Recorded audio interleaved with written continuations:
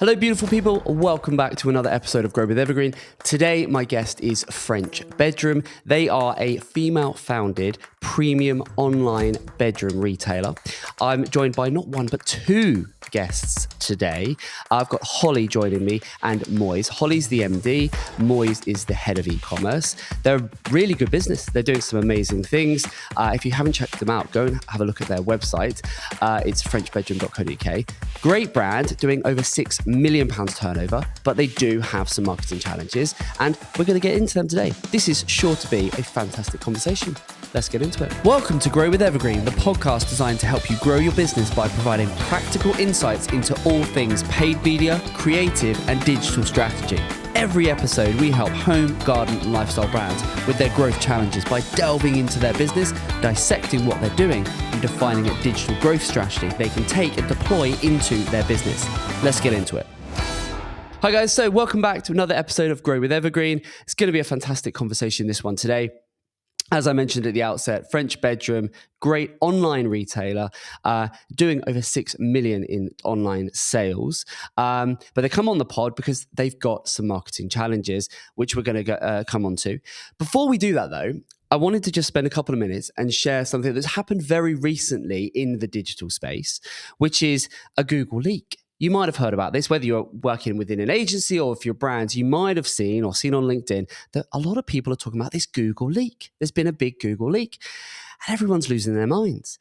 Now, I've had a look at everything and I've read up about it. And I thought I'd spend a couple of minutes on the pod of just reiterating a couple of realities that despite the big hoo-ha that's happening right now within of what's been released, what's been leaked out into the mainstream media, the reality of it is that as a brand, you don't really need to do anything beyond what you've been doing if you're doing the same thing. So read in between the lines of this leak, of all of the signals, of how the algorithm works, of all of these signals for how Google interprets websites, how it ranks websites, how it grades websites, what metrics it uses, and so on. The reality of it is that Google is a search engine. People use Google to find things, to search for things, to get answers to their questions, to find solutions to their problems. So as a brand, regardless of sector, regardless of what it is you're trying to achieve or sell or market, if you are adding value and doing that legitimately, then really you don't need to worry about this Google leak. And I really just wanted to reiterate that, because the problem that a lot of brands have, or the reason I think a lot of people get really worried, oh, there's been a Google leak, or oh, there's been a Google algorithm change, or oh, there's this leak and surely I've now got to dissect every nuance of what it means. I think the reason a lot of marketers do that is because they are trying to look for a secret source or a little bit of magic. And the reality of it is you don't need that. All you really need to do is make sure that your website genuinely deserves to rank and genuinely adds value. Because Google, by its very definition, as I said, is a search engine. It doesn't want to just help you market your products. And if you're just using your website as a shop window, then why should Google help you deserve to rank?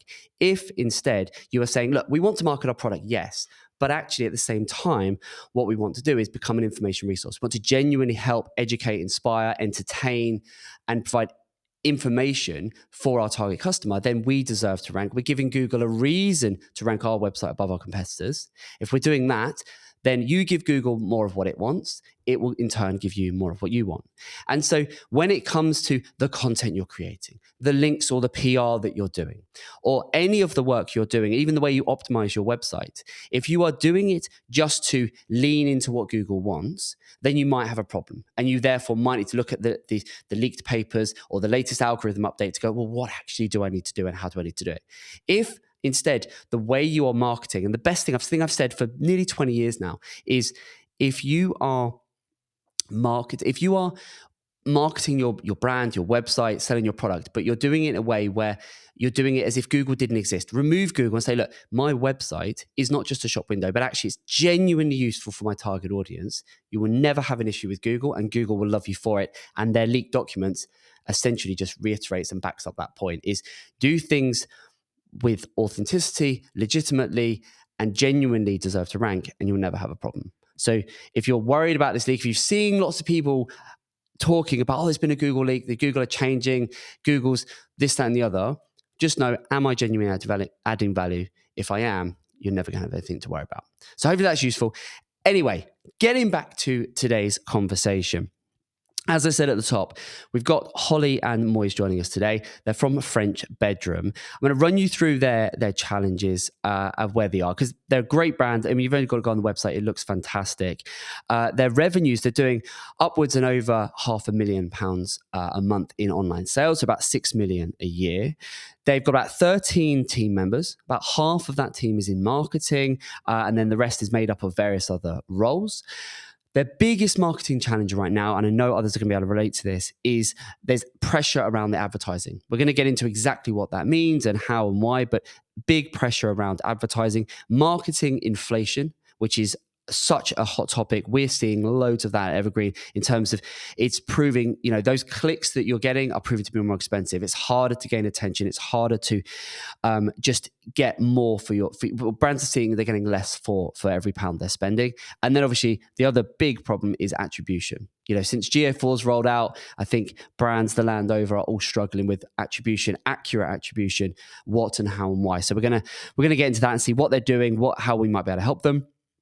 The second marketing challenge is around diversifying the media spend. So again, what you never want to be as a brand is overly reliant on any one channel. And I've got a few thoughts on that, but we're going to have to find out a little bit more what they're doing, how they're doing it, where they're spending, and which platforms and channels are they most active on, which is working for them, which is not. And then the third challenge is an interesting one, actually. They want to increase their reach to the over 65. So they want to get in front of the older demographic, or more of the older demographic.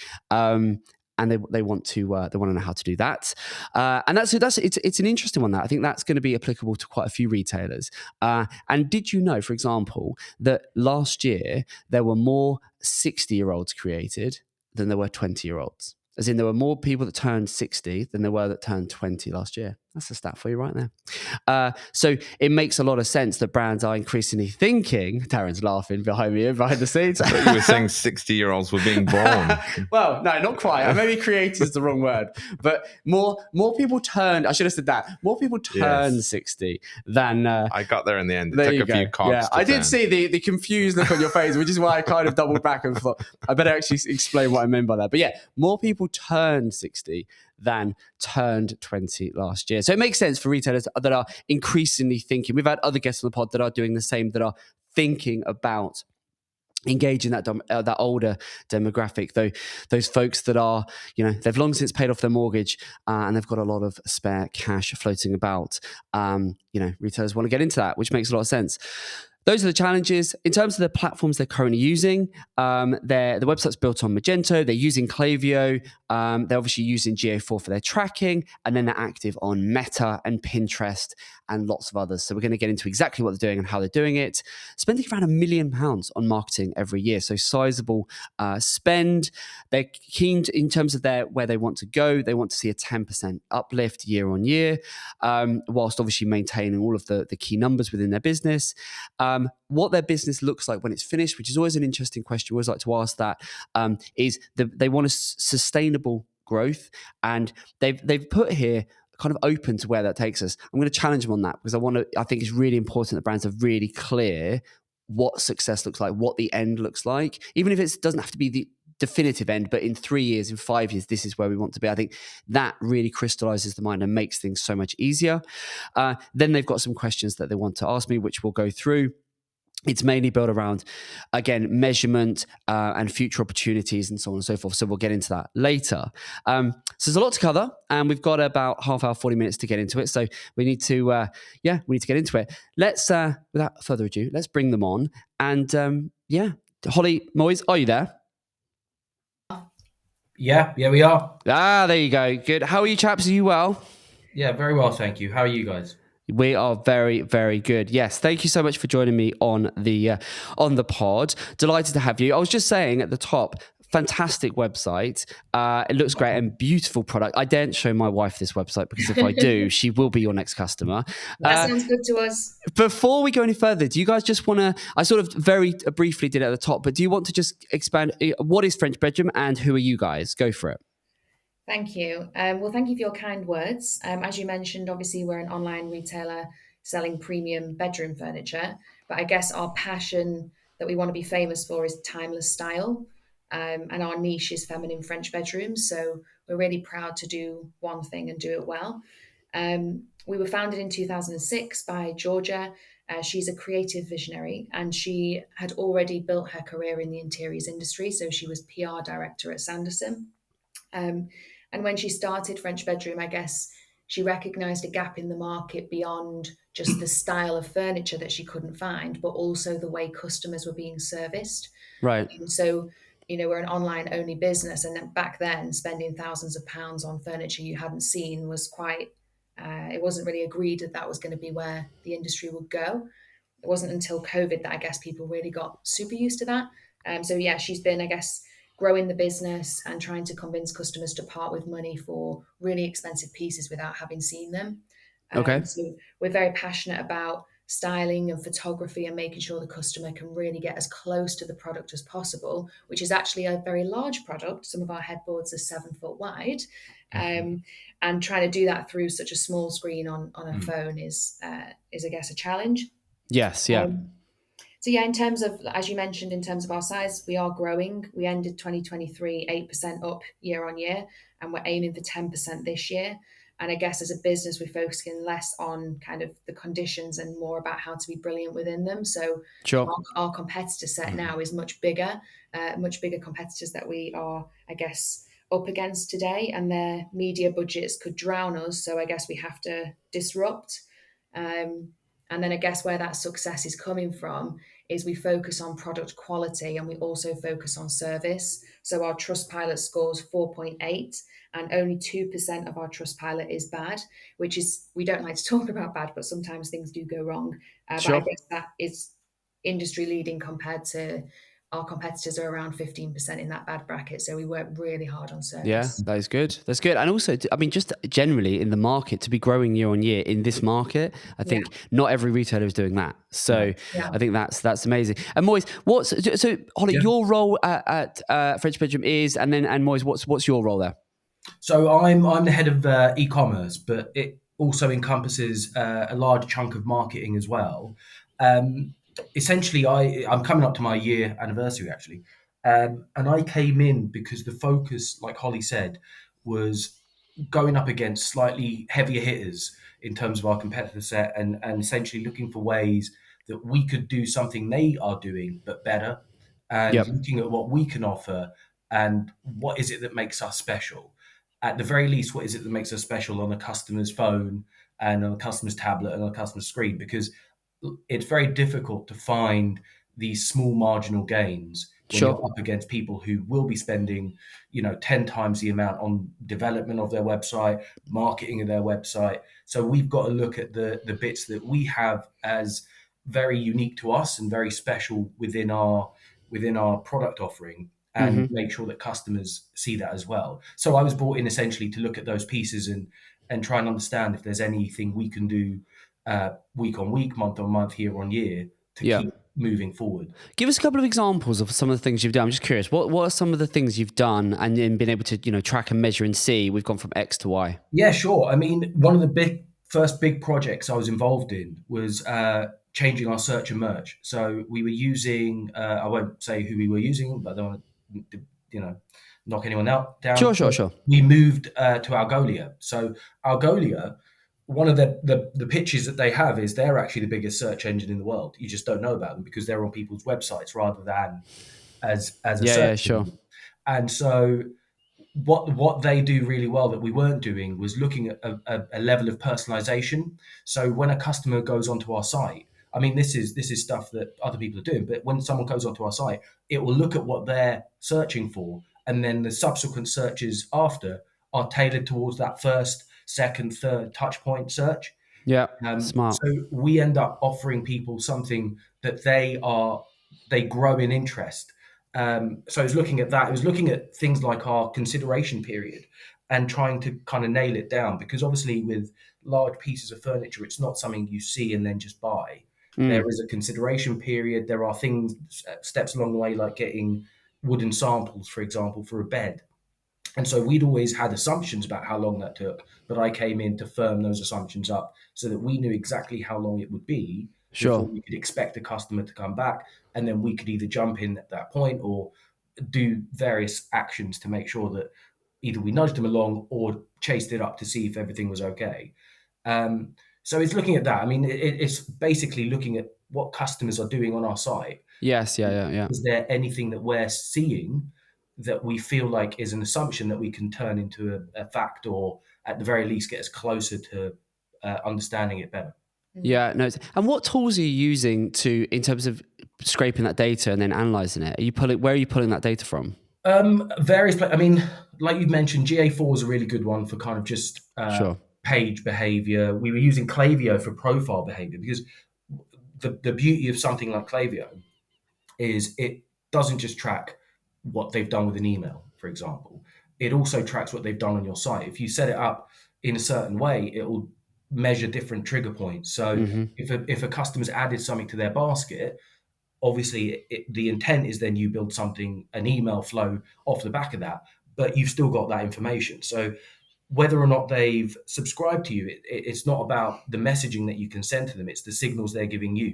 So absolutely. we build profiles on Klaviyo that we can push out to Meta, to Google, that then look at that behavior. So we build these segments of people that did a particularly positive behavior that we liked, push them into Meta to then build lookalike audiences, as an example.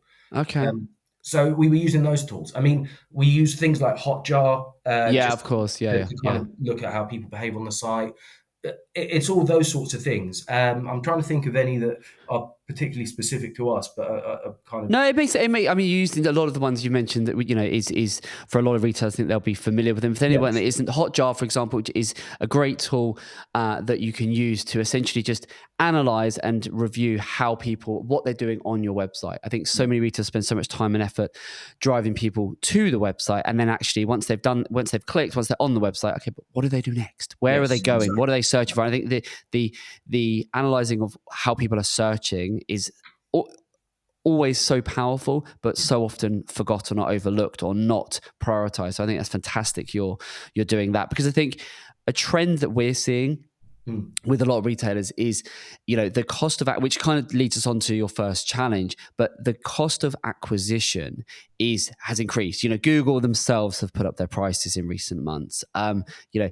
We are seeing increase. The competition has never been more fierce, and that seems to apply for every sector, certainly every client we're working with, and it seems to be getting more. So a big focus for us and for a lot of retailers is, well, how can we do more with the retention piece? So how can we make more from what we already have? And I think doing things like that, of actually taking the time to really look at the CRO stuff, so the conversion rate optimization, so really mapping the user flow, and then analyzing how people are searching, what they're doing, identifying the bottlenecks and so on. Really powerful. I mean, in the time that you've been doing that, have you unearthed any kind of wow moments where you've said, we had no idea that this was a bottleneck, or stuff like that? I mean, I think a notable one is one that I think, so the part of also what I do is pass these findings on to other departments, because it will influence kind of either buying decisions or product development decisions. One of them was looking at our most searched, or like the product that actually brought the most traffic in through search, through search on our website. Right. And no one could guess it, because it's not one that you would guess. It was actually one of our kind of mid-table, as you would put, like beds, but it had it was a pink bed. So that color was what people were searching. And then we kind of, it became clearer and clearer that color played a massive part. I mean, it's obvious when you say it out loud. But it really helps clarify it when you see the search numbers and what people do. Because how did you? Because that's really interesting. That I think there'll be a lot of retailers that can. Right? How did you establish that? How did you figure that out? If if Algolia, back to Algolia, it will give you the search results, most search results. Sure. Now, it wasn't in there. It wasn't that they were searching for it. It was because it isn't the top search result. What it is an amalgamation of all loads of little results, because you can also look at Algolia, your most displayed product in search results. So that came up as the most displayed product, which meant it arrived in far more searches than our most bought product. And did you see anything like that in Google Search Console? No, well, I didn't. Someone smarter than me might do, but as far as I was looking, I couldn't spot ways that, because it would show you the searches, but it wouldn't show you the results. And I think the results are what customers see. The searches are just signals for intent, and obviously, the higher the search, the more people are looking for that product. That's one side of it.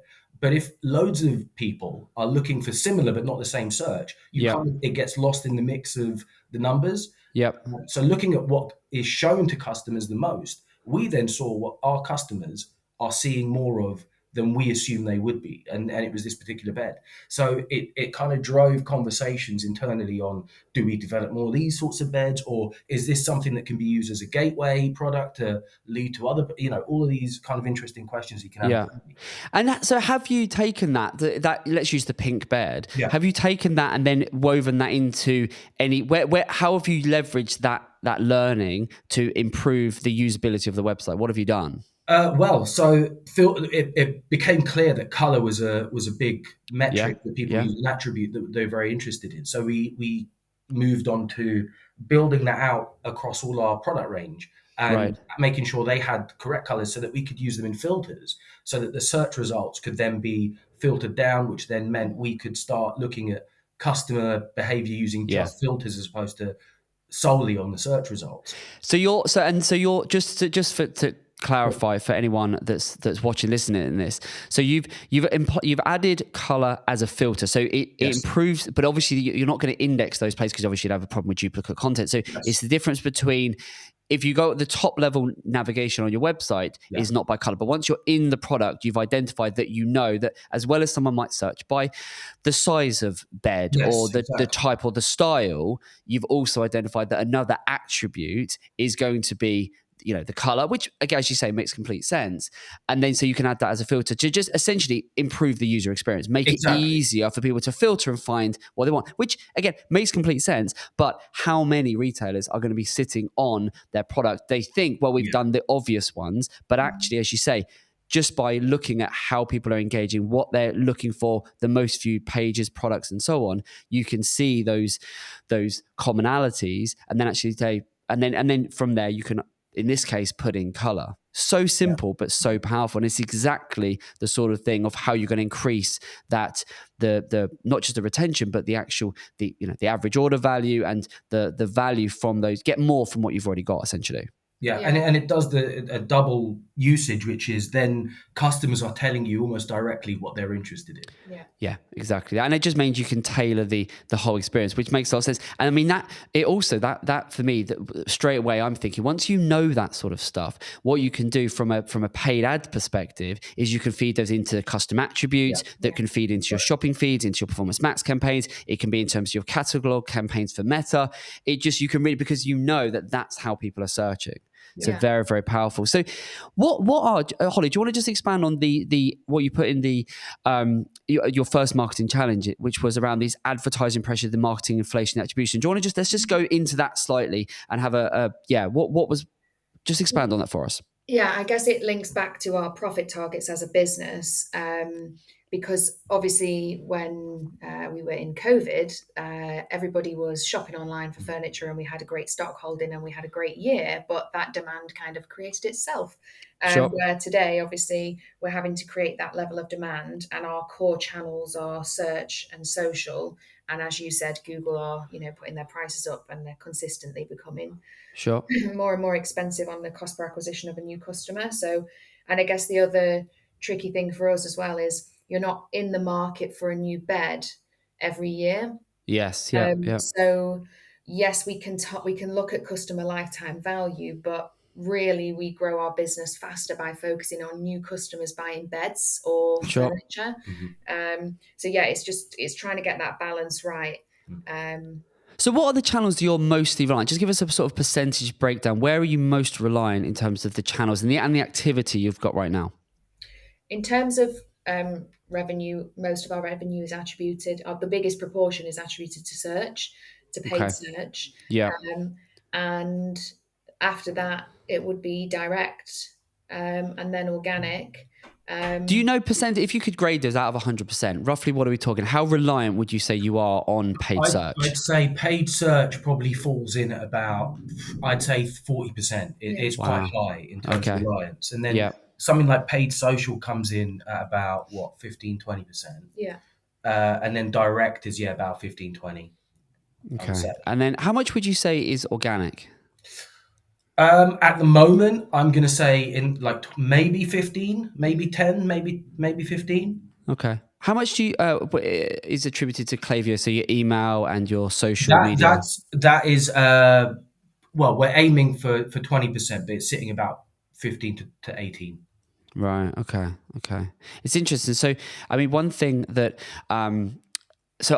one thing we've advocated for many years now is what we call the backbone of digital marketing, which is a very simple framework and concept where what you want to do as you're growing is not to have an over-reliance on any one channel. Sure. So what the breakdown you've given there, so 40% on paid search, and then 15.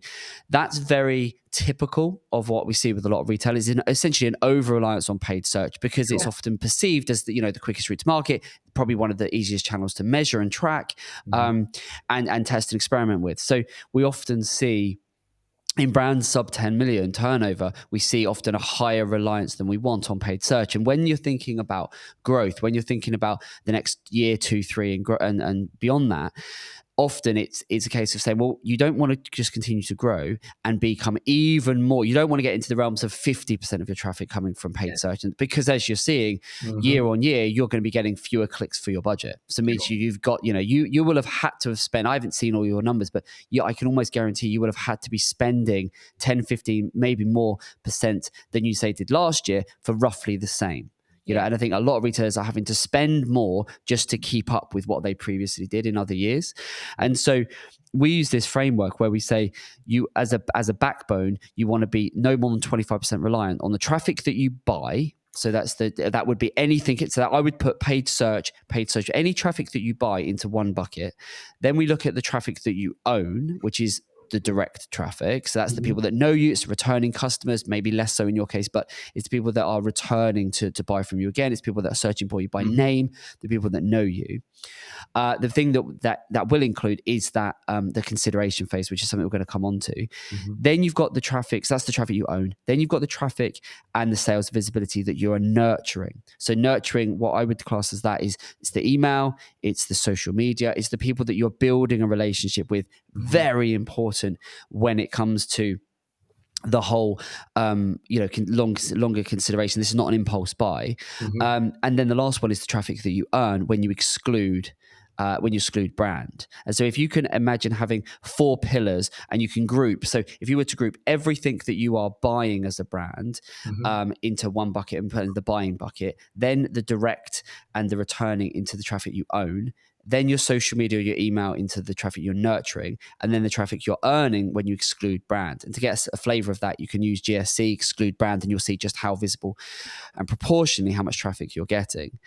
That as a concept, as a framework, means if you were to look at that as a brand right now, you are over 50% reliant on traffic that you're buying. And so when you're thinking about growth, what you've got to do is I would be thinking for this brand, right, how do we dilute our reliance on paid? How do we make it as profitable as possible? Yes, of course, that's when you look at the paid in isolation, but how do we dilute our overall reliance on paid? Because if you put those two together, you've got a 55% or thereabouts reliance on traffic you're buying, circa 15% on traffic that we own, very small proportion of traffic that 10%, 15% that you're earning through organic, and then a reduced reliance on email. And I think that as a framework, we've got guides and videos on it. I can send it to you after if you'd be interested to see it. But of course. that as a framework, it's something we've used for years. It's very, very powerful at focusing on, okay, where we need to dilute or where there's room for growth and so on. Does it make sense what I've just explained there? I think at the end of the day, we don't want people to discover French bedroom when they've searched for a king size rattan bed in Google. Yes, yeah. Because not only is that obviously an expensive way for us to drive awareness, but it's also not a very aspirational and storytelling informative way, because even just thinking about ad formats, if we were to come up with the dream ad format for a bed, it's going to be significantly bigger than that, and it's probably going to be video. And we want people we have a really rich story and heritage of the brand and how it started. And we're not just a retailer trying to sell product to make money. Obviously that's part of what we do, but we're also a brand who wants to grow the community and really. And that's where that does almost is at odds with the over-reliance on paid, isn't it? Exactly. I guess because paid is so commercial, it's very transactional, it's great, but you're bidding on those terms, and if you try and go too broad and start going after more of the terms that's story based, you're gonna that's a great way of wasting money. So I think it's so. What are you doing then? You've obviously got this significant reliance right now on paid search, paid social. So what are you doing with the other channels to increase the organic and you mentioned about building a community and stuff. So what other marketing activity are you doing right now? I guess it's a great question. How do we dilute that? And how do we dilute that without just increasing our media budget to try out all the above the line channels we would love to do? So we are running print ads and we are also actively using PR as a channel. Right. We also are growing our social community on Instagram, Facebook. We're looking at YouTube. We're not so fussed on TikTok just yet.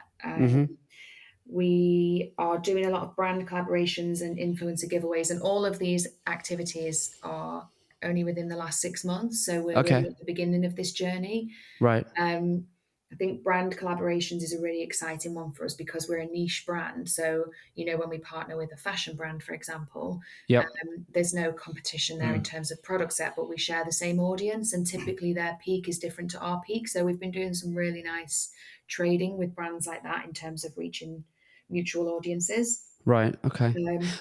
What are you doing around building, in terms of your website? How is it if we put the kind of the ads to one side for a second, in terms of building that community and educating and being that information resource? What are you doing on the website around your content marketing strategy? You mentioned PR, but what is how are you selling the story of the brand, the heritage of the brand, the more than just the product? What are you doing from a marketing perspective to get that across?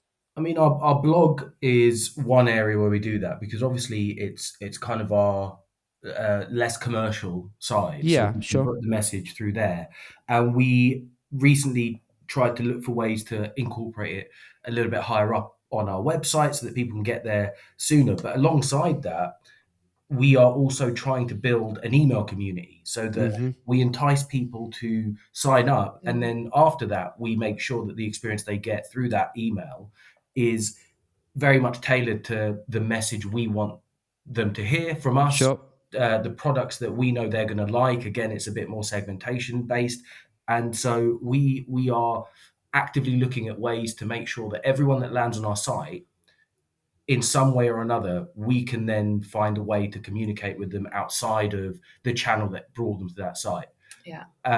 Which is difficult, obviously, but it's we've got plans in the works for what we do on the site, but they've not materialized yet. So that's very hard to say what we're doing now. We also have a customer experience team who talk to people throughout the kind of prospecting journey in terms of in the run up to actually purchasing the bed. Okay. So we, even things like personal styling, we don't charge for any of it. We just talk to our customers about their redecorating project and get to know them. And then we might just pop things in the post, and it's a very human interaction. And we use our post-purchase experience. We kind of repeat that process with things in the post and make sure customers feel really special. And then obviously nothing would help us grow our brand like word of mouth. Yeah, of course. Yeah. And that Trustpilot score is really important to us. Because I think that's an interesting one. I mean, that you've obviously, as you said, you've got your blog. And how long have you been doing email marketing in the way you are now? long as I can remember. Yeah, many years. I guess we've kind of adapted it as it's gone on. So at current, it's really good, and obviously that took a while to get it there. But we've been doing email marketing for, like Holly said, many years. I don't know. And you've got a good healthy database there. Yeah. Do you get good open rates and so on? Yeah, we get slightly above industry standard open rates, and our click rate has gone a lot higher since we've made some kind of template changes. But that is always something we target. But because we're not promotion focused, we're not a promotion focused brand. Of course, It's so difficult because obviously the highest click rate is going to be, save £100. Yeah, no, of course, yeah. But the blog, I'm interested on that because something that I think is really important for a brand like you, where it's very niche, it's at the premium end, is going to be telling that story, building that relationship. What kind of traffic does the blog get? Are you getting good numbers to the blog? Have you tapped into how people are searching when it comes to that, the lifestyle, the research? Because it's very aspirational, the product, isn't it? And I think that's going to be really, if you want to dilute the overall reliance on paid and increase the traffic that you're nurturing and increase the traffic that you are earning through the organic, I think that aspirational piece is going to be so key. And what are you doing on that? Well, I mean, we've got a wealth of content. We've tried to segment the blog into sections that matter to customers. So from buying guides to styling tips, for example. Yeah.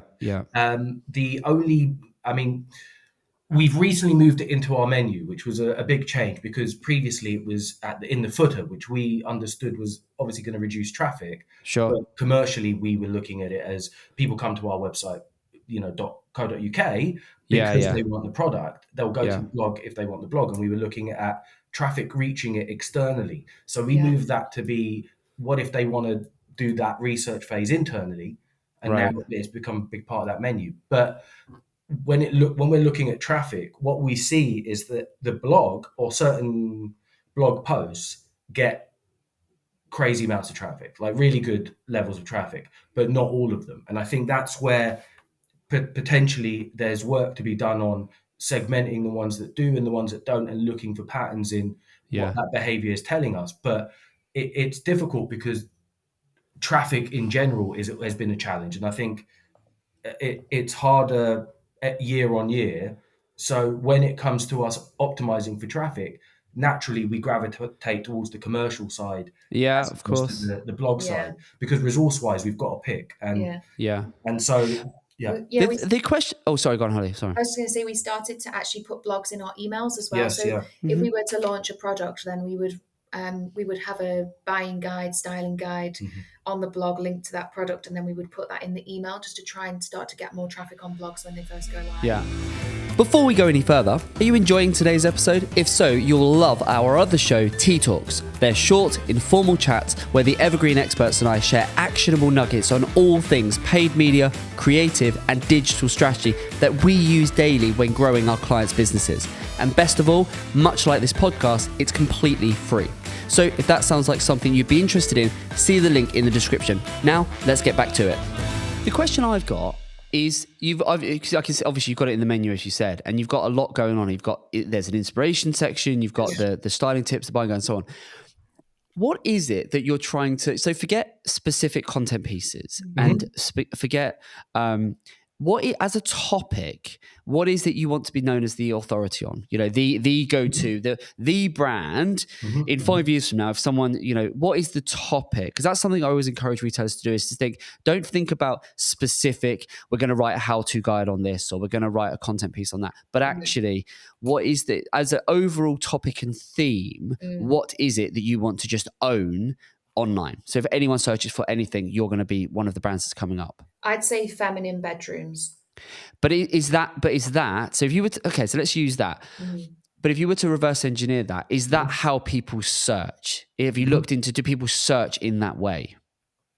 Yeah, I see your point. I mean, I guess, yes, I guess that's where the blog gets complicated, right? Because we don't produce like the last rounds of blogs we've produced have been blocks of 12 at a time on a very specific thing, like a bedside table, and then 12 blogs launched at the same time about a bedside table. So to answer your question about what we want to be famous for, it would be feminine bedrooms. But to answer your question about the type of the way we see that through the lens of the blog is always about what are people actually searching for? Where have we got those visibility gaps? And therefore, that's the content gap we see for that channel. So we fill that channel with content that would fill that content gap, if that search gap. Yeah, I think that's the thing, because just from a pure optimization perspective, I think the website's trying to do a lot of things. And for me, I'm just trying to think, is it clear that that is actually what we're trying to be the authority of? Because as you say, the product you're selling, it's a beautiful product, but is it clear, is the search engine and therefore the user clear? And this would feed into every one of your marketing channels, a bit of a domino effect, but on exactly what it is you're trying to position from a positioning standpoint. So, like, for example, from the top, your homepage is French style bedroom furniture. That is encapsulating that's what you're telling a search engine.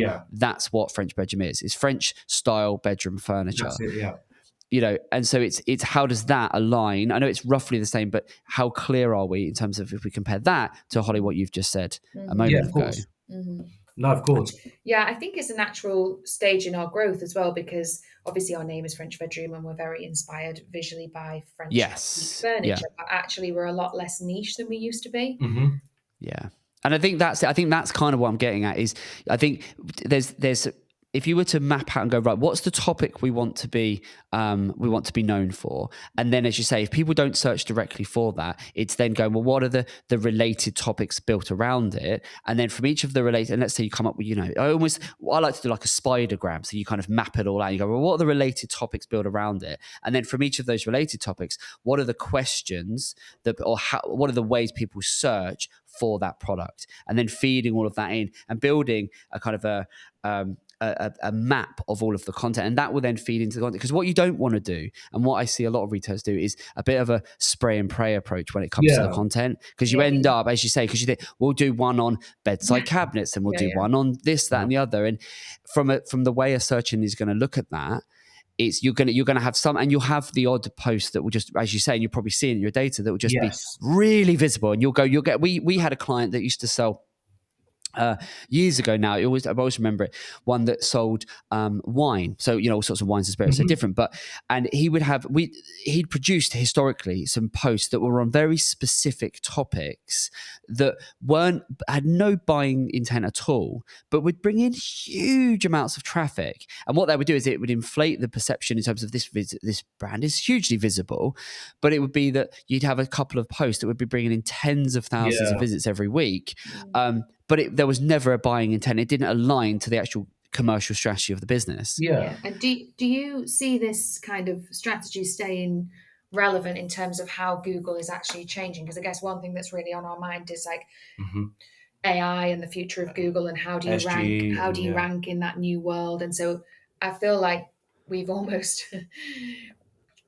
want to stop and pause and think about. Yeah, I totally get that. Strategy still future proofed. Because it's a lot of effort, It does. No, exactly that. And that's exactly it. And I think the key thing that I'm seeing right now, and when you think about AI, because, in theory, content, if we, air quote that, has just become a lot easier with AI because, it's not going to be the quality. And I do not advocate at all using AI to produce content. Yeah, sure. I think it can help for, ideas and research, but I don't think it, so I think the answer to your question, I think with your content, I think it's being really clear on the topic. So French Bedroom as a brand, what is it that we want to be known for? What is it that we want to own the search results for? I think that as a core topic is absolutely key. And then when it comes to your content, I think what you've got to do with the blog and with your email marketing is the lived experience. I think that's going to be key. So I think I think you've got to make it relatable. I think it's got to be about the actual human experience of it. So rather than, top tips for buying this or how to do this, I think there's got to be a theme, a narrative that showcases the actual human, the lived experience. I think that's how content is going to cut through. No, that makes sense. I mean,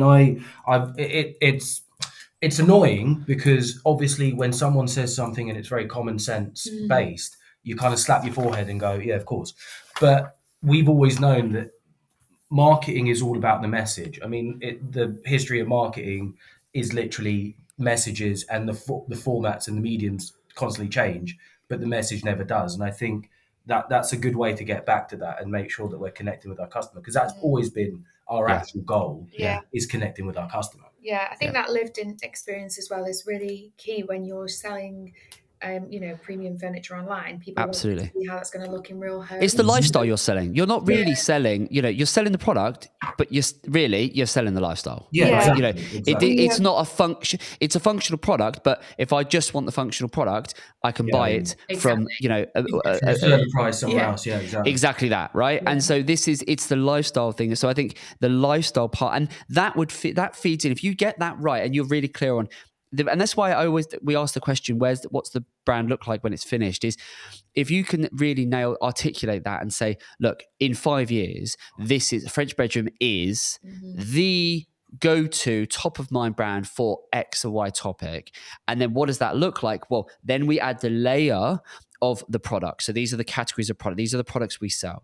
Then below that, it's okay, now we need to feed into how people are searching and so on. But we need to do that with that kind of lived experience with the content. And it will get you out of just doing the generic, here's another buyer's guide, here's a how-to, here's a this, here's a that, and actually make it so much more relatable, which in turn would feed into you build your ability to get engagement on your email, for your socials, and start to build that community. Because I think, as you said, a lot of brands are increasingly thinking about doing more with what I already have. Yeah. And I think if you're, really, if I always think of it, if you put yourself in your customer's shoes, I'm not interested in buying a bed until I need a bed. It's not a product you're going to be buying, as you say, that often, that frequently. Yeah. And so if you're tapping into that lifestyle, it becomes aspirational. Yeah. But am I going to read? Let's look at some of the guides on the website. The how to choose X product or how to do this or those kind of things. It's not going to it's not going to evoke an emotion. I think that's, if you I always think, go back to marketing kind of 101 basics, is how can we tap into, if you want to evoke a reaction, you've got to, tap into one of those human psychological triggers. So, emotion, make them laugh, inspire them, something like that. And I think there's so much in that will work for content marketing moving forward. Mm-hmm, mm-hmm. No, that makes sense.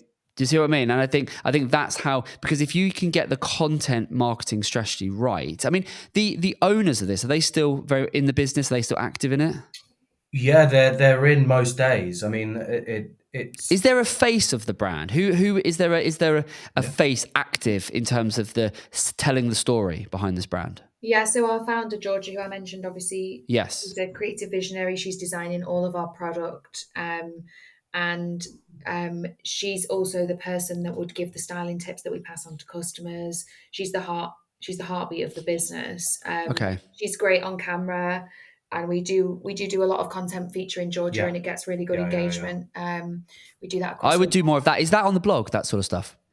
Some of it, yeah, but I do more of that. The more recent stuff that you've probably been looking at has been a change in strategy for us, where we've been mass uploading similar content themes. Yeah, I think it's that I would be looking to do more of that for me. I would be really thinking of how can I tell the story, because if you've got Georgia's there, if she's creating the product, bring that to life. That's how you're going to tap into that lifestyle, because it becomes so relatable if you're doing that. It just, it's very aspirational if she's there telling the story and showcasing the what, the why, the how. Yeah.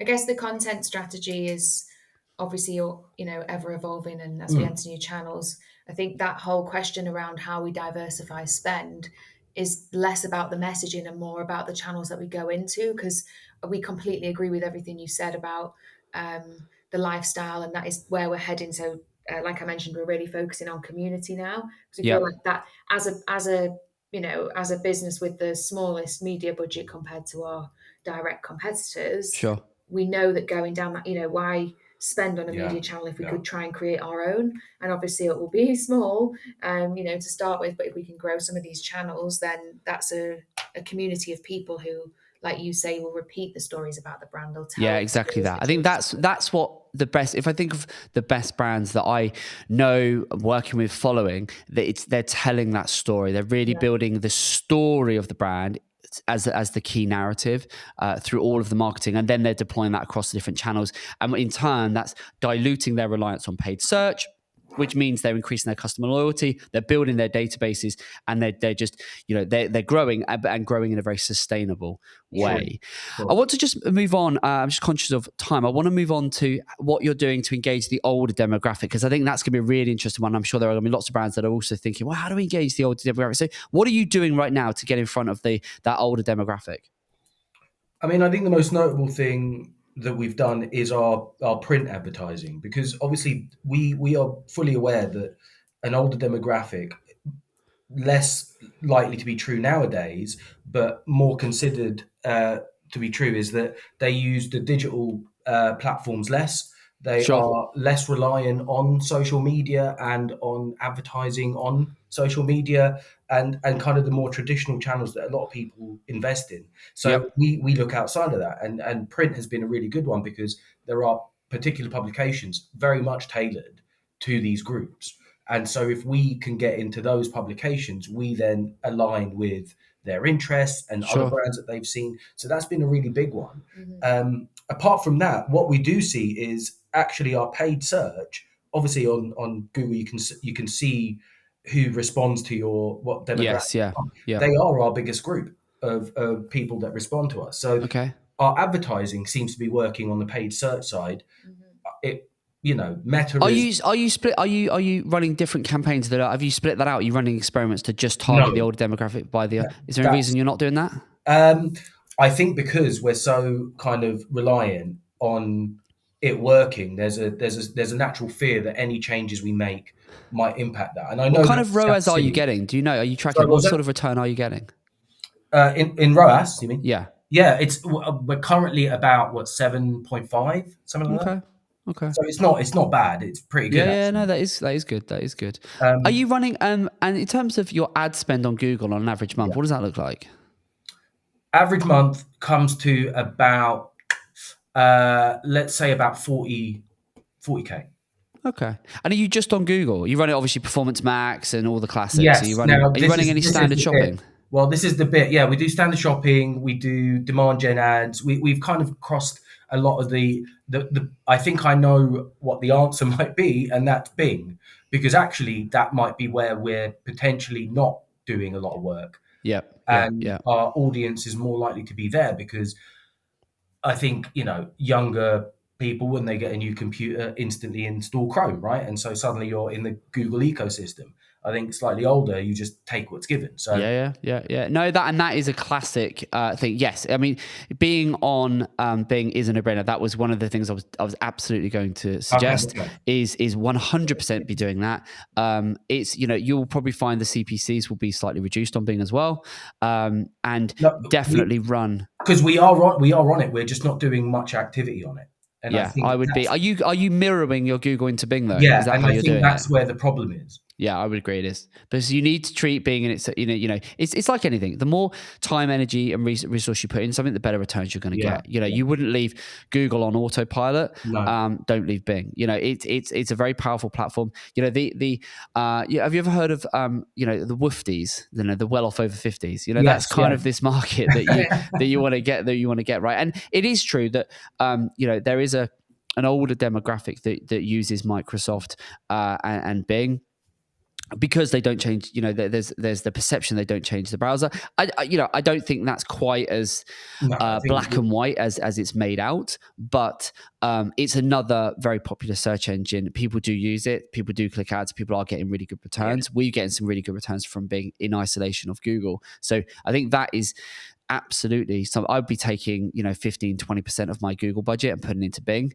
and then comparing what's working. In terms of your the kind of how advanced are you with the way you've got your campaigns set up? Give us a flavor of, are you running multiple campaigns? Are they, what sort of structure, and in terms of segmentation audiences, like, are you confident that you're doing the right stuff? I think we're doing a lot of the right stuff. I think we've experimented quite a lot with, so currently our paid search campaigns are segmented by different campaign types, within that different ad types, different product types fit into there. We've looked at using things like margin data to kind of segment by, and product type data to kind of look at that. But I know that that's not everything we can be doing. Right. We feed audiences in, so we are looking at separate audiences feeding the kind of the algorithm, Right. but it always feels like you said at the top of the show, we're doing a lot more, but not seeing that same level of return because it's costing a lot more to do that Yeah. Exactly. additional work. So it never feels like you're getting as far as you would like to see those efforts take you. Yeah, I think the things I'd be doing off the bat is I would definitely be experimenting with Bing. I wouldn't be too afraid, because you can run experiments. So I wouldn't be afraid of pulling your data. And if consistently over the last 6-12 months, it's showing that the older demographic, your target customer is 40 plus, 50 plus, 60 plus, or whatever, run an experiment, test that to see if that is actually, the case. Because I would be using Google Ads. I'd also be looking at GA4 as well, and looking at it from an engagement perspective, because if the click data tells you that the older demographic is working better, and then you also you cross-reference that with the engagement data, and that too shows you that segment of the market is engaging more, they're reading, they're doing, and then you couple that with doing a better job at selling the lifestyle part of this, and data capture as well. You've got to pop up on the website, but I think you need to do more on that as well. If you do it, then it'd be worth running an experiment, because if you're going to see this time next year, you're going to be seeing even less return on your ad spend, because frankly, it's just getting more and more competitive. So there's kind of two big things I'd be doing. One is an overall thing of how do we dilute down our overall reliance on paid in terms of the traffic we're buying, because over 50% right now of your revenue is coming from traffic you're buying. So overall as a brand, we need to dilute that down. We've discussed content marketing, selling the lifestyle, being aspirational, telling this human story behind the brand. I think it's going to go a long way for increasing your nurturing, the traffic, the email, the social, the organic. Sure. But then within the paid itself, I would be going, right, let me look at Bing and actually see what that's doing and test that. And then also running experiments within Google to see if the older demographic, because if the under 30s are just rarely buying the product or not with the same frequency, then by all means keep targeting that market so you don't exclude them, but you can weight the budgets and the spend and the activity. Sure. And I think that's something that we're doing to ensure, okay, we're seeing less of a return, but actually let's double down on where we're seeing the best possible return. Yeah. Okay. Does that make sense? That does make sense. Yeah. That's very helpful. Good stuff. Right, I'm very conscious of time because we're slightly over, but I just want to see if there's anything else we need to cover. Is the questions that you asked, what measurements are going to be? You asked, one of the questions was, which measurements do we think are going to be most important in 2025 and beyond? Yes. Quick fire. What did you mean on that? It was more a question around, are there specific metrics that we're missing? Because obviously everything is getting more advanced, not just with AI, but in terms of customer kind of marketing resistance, as it were. So are there other kind of measurements that we're going to see develop? So you mentioned engagement, but is there a form of that is looking at how people view ads and maybe look at the way that our message is being read that isn't just commercial, click-through rate and revenue based? Yeah. I think it's a great question. I think it's a difficult one to answer because I think there's many moving parts. But what I would say is just look at what Google themselves are doing when it comes to the change from GA3 into GA4, right? Yeah. They're now, there is no such thing now as a bounce rate. Yeah. So now, when it comes to how customers are tracked, and obviously we've had the whole privacy thing, we've had GDPR, we've had first party to third party, there's so many changes when it comes to how a user can be tracked and how they're measured. And now, if you look at what I would say is, if you look at how customer interactions are being tracked and measured, we're moving to a data-driven world, which means the common denominator is users have interacted with a brand over in multiple instances, multiple devices over a prolonged period of time. And the way that Meta and Google are tracking that is becoming more and more, well, impression based, but also it's using algorithms to determine the actions and what people are likely to do and so on. So getting exact numbers of we had this number of clicks and it generated X, this amount of revenue or traffic is becoming increasingly difficult to do. And I think within that, I'm reading between the lines of when we analyze GA4 for our clients, and we're really looking at that and we're thinking, well, okay, moving away from a last click model and actually accepting and embracing that we are in a data-driven world. Therefore, we need to be thinking about all of the touch points. We don't want to be overly reliant on any one channel. And it's why I'm really preaching this backbone of digital marketing concept, because it forces you to think, look, if we can do a really good job with our paid, make sure it's nice and targeted, make sure we're doing Google and Bing and, experimenting. But then if we can also be thinking about doing more with the traffic we're owning by pulling all of those reports for how people are engaging, you're already doing some of the stuff with searching. That's a really powerful thing to do. Then if you're looking at I say this traffic you're nurturing and then the traffic you're earning, by looking at all of that and accepting that the average customer is probably going to interact with every one of those steps. If you think of your average customer, because I don't know if do you track your average the journey a customer has to go on before they buy? Do you track that? Yeah. What does that look like in terms of number of weeks on average? Number of weeks, on average, it's about 3 weeks. Like if we say it's about 20 days, roughly. Okay, interesting. So, and has that changed over time? Has that got longer, shorter? It's got shorter. It's got shorter, yeah, for sure. Do you know why it's got shorter? Not really. Like there are various things that we have done, but I don't know if they are. I think one of the big things is a shift in consumer behavior and what's a priority. So I think people used to be prepared to wait for furniture on a lead time, but now people want to buy things that are in stock. Sure. And that has also changed the way people, we do see some people convert really quickly now on the beds, which didn't used to be the case, because people would really want to investigate us. Yeah. So I guess it's part of us growing up as a brand, but it's also part of, that whole kind of Amazon get it delivered same day.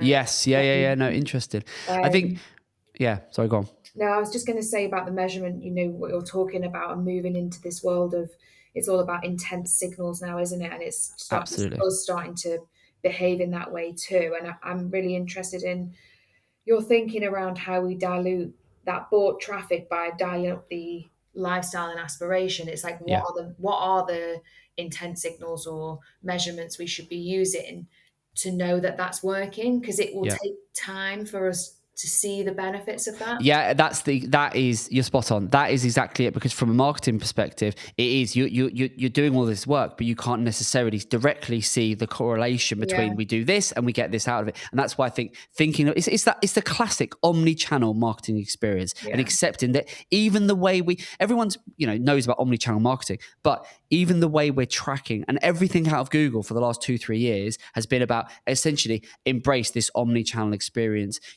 Really the way we're going to track and the way we're going to show you and report on your data is that the average user is going to be across multiple devices, multiple interactions, and therefore we're going to use algorithms, because now we're on first party data. We can't track everything. We don't know every click and every interaction. Therefore, we've got to use some AI to help us fill in some of the blanks. And I think as brands, when we accept that and stop trying to get exact numbers to match every single metric, that's where it becomes really powerful. And actually instead think, do you know what? An average customer is going to interact with our brand in a myriad of different ways. If we can go beyond just trying to sell the product and actually sell the lifestyle, which is exactly what this product is all about. And if we can do that consistently, but be mindful of the overarching theme, and we want to be known as the go-to for X, and then what does that look like, and reverse engineer it back, that's where it can become really, really powerful. We're really excited about this. It's actually just going back to doing really good marketing rather than being obsessed with attribution. That isn't helping us necessarily sell more beds, but I think it's a bit like chasing your tail but a lot of brands are, Holly, and this is the thing. And I hope if you've take nothing away from this pod, that's the thing, is attribution is proving to be a head scratcher for brands up and down the land. Everyone is trying to figure out how do we, because we're so used to being able to go, well, I want to know the exact return on this. And even with Google ads and Meta ads now, you can't see the exact return because you've got Meta and Google, the way they report on clicks and impressions is different. The way the click-through window, all of these things are different. Even the way Google Ads versus GA4, the way it reports on conversions out of the box, they're different. Yeah. So I think it's actually just looking at the overall trends and themes and doing what we've discussed. I think that becomes, you spend less time focused on trying to fill in the blanks and more time thinking about the how do we become this brand, this all-encompassing brand that is consistent in our messaging. That's where what I'm advocating is brands need to focus more time on. Yeah. And you will see, you might not be able to track it, but you'll see the overarching trend as you're going up. There'll be a point of going, we don't really know exactly where that's coming from. Yeah. Because it's all of these different parts working in collaboration that's driving us forward. Yeah, of course. Yeah, I think that's how we need to, how in marketers just generally and on the brand side and an agency side, I think there's something in that's how I think people need to do it. Look, I think we pretty much might have to wrap it there. My producer Darren is looking at me saying, "We've overrun," but I've really enjoyed this conversation. I hope you guys have. Have you found it useful? Yes, very much so. Good. I hope you have, and I hope it's an amazing brand. I think tap into that lifestyle piece. I think that's just going to be amazing. And keep us posted with how you get on, because I think you guys are doing some things. And please get on Bing and do more with that, because I think that is hugely powerful. And don't be afraid to experiment with Google, because the great thing with an experiment, it's just that you can, if it doesn't work, you can switch it off and no harm's done. Guys, thank you so much for being on the Grow with Evergreen podcast. I really appreciate it. Hope you found it useful. I hope you too have found it useful. Guys, we'll wrap up there. Thank you so much, and we'll see you on the next one. Yeah, take care. Brilliant. Thank you so much. All the best, guys. Take care. Well, there you go. That was Holly and Moyes. What a great business. And even businesses that are doing millions are still asking those same questions that I know a lot of brands that are maybe doing only $1 million or $2 million are asking. It's attribution. And I think it's so important to diversify that paid, not just the paid media, but actually think about your brand and not just the product you're trying to sell, but what is it? Why are you in business? What is it that you stand for, that you're trying to get across, that you how can you add value to your customers? I think if you focus more time on that and less time on trying to cross every T and dot every I, you will grow, and you will grow more quickly, and crucially, you'll grow in a more sustainable way. If you too want to check out our Backbone of Digital Marketing guide and resource, it's got videos and all sorts on there. I'll make sure I include a link to that in the description. Do check that out, because I think it applies to every business, regardless of size, regardless of sector. It can be super useful, so check that out. Thank you so much for watching, and we'll see you on the next one. Take care.